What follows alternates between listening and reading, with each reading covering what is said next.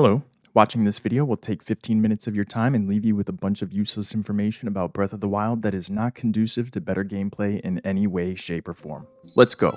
Our lead character, Link, has been found to be exactly 348 pixels tall. This figure was calculated by fellow YouTuber The Bread Pirate with actual in-game data using a mod called Memory Editor, which among its varied features can translate the measurements of items into meters. According to the data he collected, 348 pixels converts to 1.58 meters or 5 feet 2 inches tall.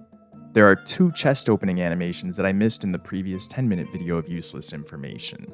The first is when you open a chest while crouching from the side or the back, Link will punch the chest to open it and then he'll have to flail his hand in pain. The other one is very subtle. Instead of opening up a chest with his hands regularly, Link will open up Sheikah chests by holding up the Sheikah Slate right in front of him. In creating a champion, one of the developers' notes is that the shot of Link facing the overworld with his back towards the viewer was the first sketch for the official box art and E3 illustration. They experimented with other shots that featured Link more prominently, but settled on the original idea because it best gave this sense of Link confronting the world itself. They also drew this scene with the sky at daybreak to symbolize that this was the beginning of a new Zelda. The fast-moving ancient guardian from the original announcement trailer is a direct reference to the beginning sequence of Princess Mononoke, which is a 1997 Japanese animated film. And in this scene, a character is shown riding around and chased by a monster and then shooting that monster directly in the eye. If you hold a bottle of milk and then throw it off a ledge, when it hits the floor, it'll break. But don't worry, it's not worth crying over spilled milk. Link's champion tunic has a bracer on only his sword arm because he's meant to use his shield with the other arm and wouldn't need that. This little detail can also be seen on the barbarian set. Sometimes when you're cooking meals with special properties, they'll get an extra boost in power and effectiveness even without the help of a blood moon coming up soon. This is known as a critical meal, and there's no way to force one on command. It just happens from time to time. On the Japanese version of Zelda's website timeline, Breath of the Wild is actually listed, but separated from the others at the end by a line, unlike the English version of Zelda.com counterpart where there's still no Breath of the Wild listed at all.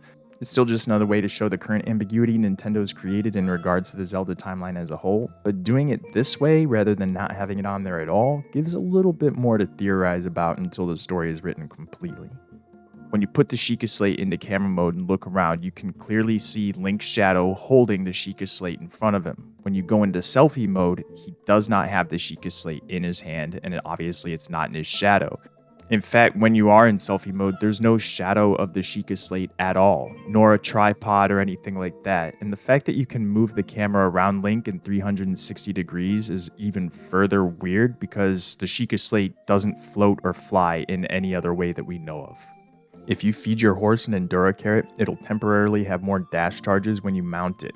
But you're honestly just so much better off just cooking it up and eating it yourself sometime. Interestingly, the Endura carrot is a payment accepted by the horse god to revive a horse that's been killed in action. The horse god's name, by the way, is Melania, and he's actually pretty cool once you get to know him. Sure, yeah, he jokes about eating Link and takes advantage of his unique and mildly disturbing appearance to playfully deceive people into thinking he's more malevolent than he actually is. But he'll bring your horse back from the dead, and the first round is always on the house as a show of gratitude for restoring his powers in the first place. I mean, what a cool guy. There are a total of 27,185 results that pop up when you search through the code for tree. This doesn't mean that there are actually that many trees though, because objects included in the results may be tree stumps or hollowed out tree remains, ghost trees in unreachable spots around the lost woods, etc. Sadly, the exact amount of trees scattered around the entire map is yet to be determined precisely. There's a glitch called the Bow Lift Smuggle Slide, or BLSS, which you can perform with any liftable object to get a jetpack-like effect. But if you try to do it with a Kuko, its unique properties will override the glitch and still glide like a Kuko. Link will hold it differently though, which is kind of funny. Each one of the elemental keys, electric, fire, and ice, they have designs on their wings showing their unique elemental properties. Regular keys have plain old wings. The highest point on the map is the Peak of Death Mountain. There's a sign up here at the top that marks it as the #1 mountain range in Hyrule. I've found that you can just about bring a Kuko all the way up to the very peak, but not all the way quite there. The lowest reachable point on the map is the Tanagar Canyon, but if you count some of the unreachable spots, you would also look into the several significant bottomless pits around the map, notably the Yiga Hole that both Master Koga and 2 spherical objects fall down into throughout the game, and the Gerudo Tower Pit, which must lead somewhere for the tower to have a foundation. It may take a lot more time than it's worth, but you can push NPCs around into goofy situations. My favorite is that each beetle salesperson around the map is actually its own NPC character, and upon realizing this, one player painstakingly took the time to bring 4 of them together at one stable to form a rock band named the Beatles, and I mean, they've even got the hair for it. You can do the same thing with Clavia over at Hateno Village, who likes to stand out on the edge of the dock. It's the same principle. If you bump into her a little bit, she'll fall off the edge of the dock. You may fall off the edge yourself while trying to do this to her, but I'd say that's karma coming right back at you. And if you get a chance to talk to her while she's down there, she really doesn't seem to mind. There's a mountainside with a hole in it that the game developers missed closing up near the Akala Fairy Fountain. You can literally be walking around and exploring and then just fall down underneath inside the overworld if you don't know where to watch out for. This is one of those things that the game developers just missed while making the rest of the game super awesome.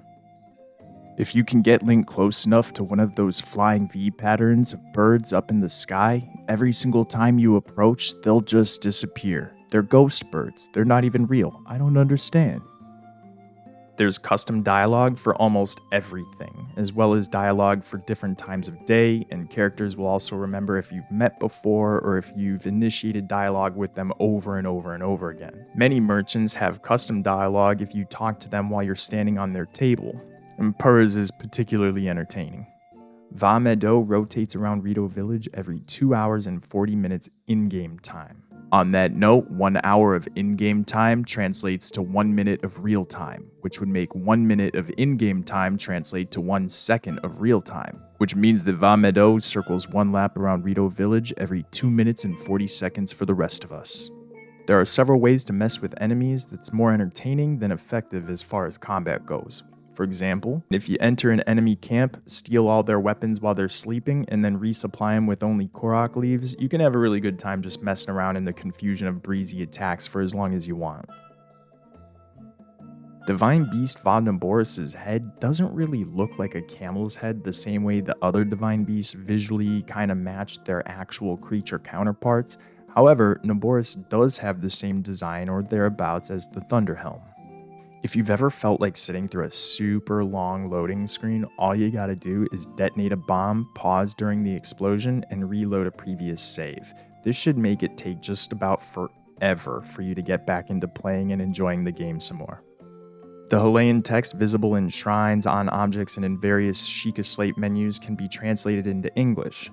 Some actually do contain hidden messages and clues, but that'd be good for another video. Most of them seem to be clearly obvious labels and you're not really missing anything.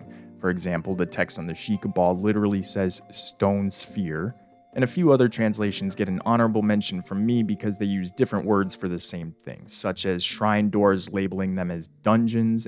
My favorite translation, though, while we're on this subject, is from the Nintendo Treehouse demo play, where the text coming down into the slate from the shrine says, "Loading, do not turn off, and all your base are belong to us," which is a reference to an OG meme that originated from a badly translated phrase in a video game a long time ago. The translator I used is linked in the description. While it's not written in Sheikah text, it is worth mentioning while on the subject that the sign on Kilton's shop does not say Fang and Bone. It says Savage Swaps, and he uses a pretty cool font as well. And to be honest, I think this is a cooler name too, so I'll digress. The Sacred Ground Ruins is not only where Link gets knighted, it's also where you gain control of Link at the very beginning of Age of Calamity, which I sincerely hope has no canonical connection to this game or Tears of the Kingdom whatsoever. You can follow just about any NPC and learn a lot about their character. Most of them have a daily schedule and routine that they follow. You can literally stand on the hillside at dawn and watch the sleepy little towns wake up. Picanjo the painter likes to get started bright and early every single morning at 5 a.m. sharp. Bruce, the owner of the Hitano General Store, never sleeps, but his family does upstairs right above the shop. But Bruce literally works to provide for his family 24/7 without a day off, ever. Several NPCs around Hyrule get a bit flushed when Link is in their atmosphere, most notably Impa's granddaughter Paya, who covers her face repeatedly whenever Link is looking at her. And it doesn't help that Link's been running through her dreams as well. If you beat up a stall enemy so its skeleton crumbles and its head goes bouncing around, and then you pick up its head and take it to the edge of a cliff and press R to throw it off the edge, Link won't just throw it, he'll do a drop kick to add extra disrespect. One of the most absolutely useless bits of information about this game I could possibly come up with for this video is the fact that I've been speedrunning it live on Twitch every Monday through Thursday evening Eastern Standard Time, and I'm trying to grind my personal best time as low as I possibly can until Tears of the Kingdom comes out. So if you're watching this video after May 12th, 2023, that last little bit of information there wasn't just useless, it was exceptionally superfluous. Once you've beaten the game, you can access the map on your Sheikah Slate in this file, and you'll now see a percentage of completion in the bottom left corner. The way the game calculates towards 100% on this map screen is to complete all 4 Divine Beasts, all 120 shrines, visit all 226 unique locations around Hyrule, and find all 900 Koroks. Which, from when you do the math this way, means that finding Koroks is technically 72% of the game. Fortunately, this completion calculator totally leaves out all main quests, side quests, capturing lost memories, filling the compendium, activating towers, getting medals of honor, and acquiring and fully upgrading all your armor sets and horse gears, so it can be more considered a completion percentage rate of special things to discover and collect around Hyrule, not necessarily the game completion as a whole. Every weapon besides the Master Sword breaks eventually, but 5 weapons can be quote-unquote repaired if broken or lost. These would be the 4 Champions weapons, Revali's Great Bow, Urbosa's Smiter, Daruk's Boulder Breaker, and Mipha's Trident. The 5th one is the Ceremonial Trident. Unfortunately, these weapons are pricey and you need to get a base weapon first because it's more of an upgrade than a repair, and these weapons aren't even as strong as other weapons that naturally respawn around the overworld over time, so they're honestly not worth the trouble. If you travel to the far north mountains of Hebra, you can sometimes see an aurora borealis in the sky at night. Tiba and Saki are references to Debasaki, which translates roughly to chicken wing, which is odd and funny because they're birds, and this is obviously just an inside joke for anyone who understands the Japanese language well enough. If you pay attention to the positioning of the shrine monks, you'll see that they have custom, sometimes quite unique poses. Most notably, the monks on the Great Plateau all hold their hands in the position of a triangle, 3 of them up, 1 of them down, which forms the Triforce, and the DLC monks at the end of the Master Sword trials all hold in the position of one of the 7 sages from Ocarina of Time. If you climb up to the chimney of Link's house and do a panoramic scan of the overworld, you can see all 4 Divine Beasts perpetually perched in their positions, ready to go, aiming at Hyrule Castle. You can do a fireworks display using dragon parts and a bomb. It's pretty cool when you actually do get a good one, and the more parts you have, the crazier it can be, but for the most part, all I had were a bunch of duds. Glitching out of bounds in this game has a tendency to show you some really beautiful things that you just can't see otherwise. For example, Under the Dock in Lurlin Village has some beautiful coral and underwater life. And glitching out of bounds at the castle looking up towards the sky, you can see some crazy trippy color patterns. Speaking of being out of bounds at the castle, you can fly over to the Sanctum where you're supposed to fight Calamity and get there before he does. The children at Hitano Village are super intrigued by the blue flame. If you light something up and walk around, they'll follow you like the Pied Piper. And I guess it is kind of cool. It's so hot that it'll instantly shatter a Cryonis block, which is something the red flame just won't do. Whenever Link is dying from excessive heat or cold outside, he'll lose 1/2 heart every 10 seconds no matter how hot or cold it is. But he will lose hearts more quickly if he's physically on fire burning. The hottest area in the map is Death Mountain, where the temperature is off the charts.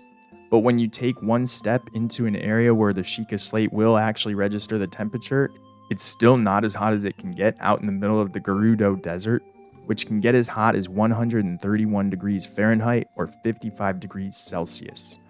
On that note, the coldest area of the map is the Paquita Stone Grove, which is located in the Hebra mountain range, where the temperature can drop as low as negative 60 degrees Celsius or negative 76 degrees Fahrenheit.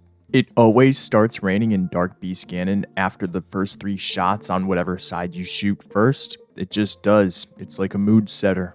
And there you go, there's your 15 minutes. Let me know if I missed anything cool in the comments and subscribe for more content like this.